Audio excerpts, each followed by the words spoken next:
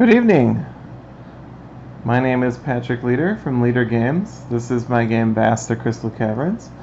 Originally created by David Somerville, developed by me, Patrick Leader, and a little bit of development, a lot of great advice on the rules by Kyle Wiffle, who developed all the solo scenarios and did a lot of work on the variants we're about to talk about. So, I, as a game designer, like it when I see expansions for games. I don't necessarily think every expansion is good for a game. Sometimes it makes the game more complicated or needlessly complicated, or it just detracts from the main game strategy. But when I do see expansions, I like to think that the game has enough depth and variety that there's other ways you can transform the plays into other things, and that is a good sign to me of the health of a game. But not always true. But I like to think that way anyway. I like to dream. I love chess variants. That's where I started when I was a kid, and I'd like to see variants that transform the play by just changing pieces. A great example of this is in the video game Mega Man. When in the later games you can play as X, I believe is his name, who has a sword. It's the exact same levels, and the sword and dashing ability make the game very different, very hard in some places and very easy in some places compared to playing with Mega Man. That is my example I'm using a video game. Anyway, so I have 3 things I want to talk to you in this last video. You do not need to know this to learn how to play the game. If that's your only goal, then go ahead and feel free to turn this off.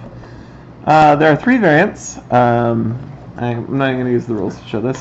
There's the train variant that was one of the Kickstarter rewards, and what the train variant does is whenever the first time an event is placed each turn, the player who's holding the Past Plunder card, I believe. Let me see here. Yep, Past Plunder. No, it's actually the player who did it. Excuse me.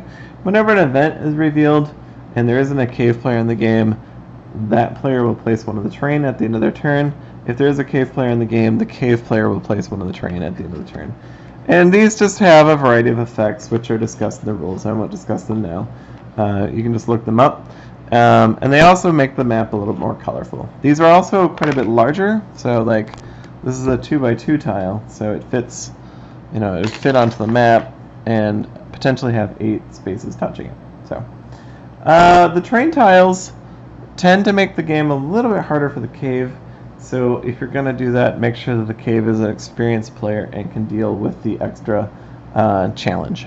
So, alright, so that is the train tiles, one of the variants that comes with Vast the Crystal Caverns.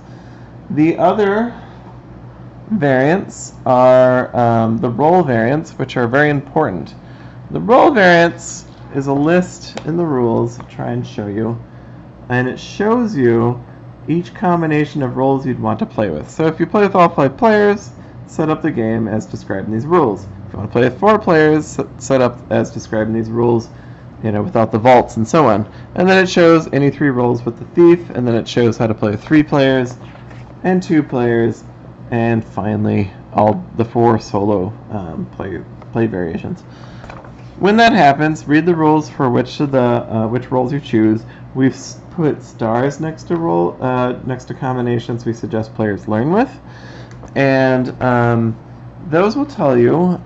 Some of them will tell you to add these variant cards to the game, and these variant cards allow they add things to the game that are missing because other rolls are missing from the game. For instance, Flare allows the player that's holding the flare to explore the cave faster. If the dragon's not in the game, this helps the players reveal terrain faster and get the cave lit up faster. Ash Dragon is used if the goblins are attacking the dragon because it gives the dragon more defense. Goblin infestation is used mostly when the knight's playing solo. It does come up in some other situations. Past Plunder, if the cave isn't in play, someone has to place a treasure every turn, so that's what Past Plunder's job is, and so on. So that is the roll variations. I am quite happy with how these turned out. I like the Knight solo game quite a bit. I like the other solo games, but I like the Knight one particularly. The two-player combinations, I like playing Knight versus Dragon. That's how we demo the game at conventions. I like playing Knight versus Goblin, and I like Goblins versus Dragon quite a bit. So we're actually talking about making a storybook for the Knight solo mode, kind of like an adventure, like in Tales from Arabian Nights, or like any of the old Choose Your Own Adventure books. So it makes the Knights game a little bit deeper and has a campaign to it.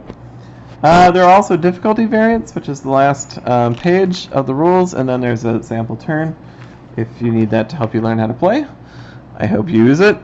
And the difficulty variants then are, in the base game, everyone is assumed to be playing on the standard difficulty. Let's see if I can get that into focus. And so if you want to, you can make the game, if a player's been playing for a while, and if I play you at a convention, insist they play on hard. And that makes the victory conditions a little bit more difficult to achieve. So in this case, if you play on hard, the dragon gets an extra health level. If you play on expert, which is called Lady for the Knight, then you add 2 health levels onto the dragon. If there is no dragon, you have to smash 6 crystals, and they require 4 strength to smash. If you are playing with new players or young people, you may want to consider making the adding in the easy and easiest difficulty, which make the game a little bit easier to play. Sometimes if I'm in a hurry to play a demo, I'll put everybody on easiest and try and speed up the game that way. There are 5 of these difficulty cards for each character, for each role. So one for the goblins, one for the dragon, one for the cave, and one for the thief. They all affect their victory conditions. I typically will play, if I'm playing at a convention with new people, I will typically play on hard. Sometimes I forget to, and then I'm like, oh yeah, I should be on hard, and I'll shove that in quick. And it works pretty well. There's also suggestions on that page then for a campaign variant where you play with 5 people.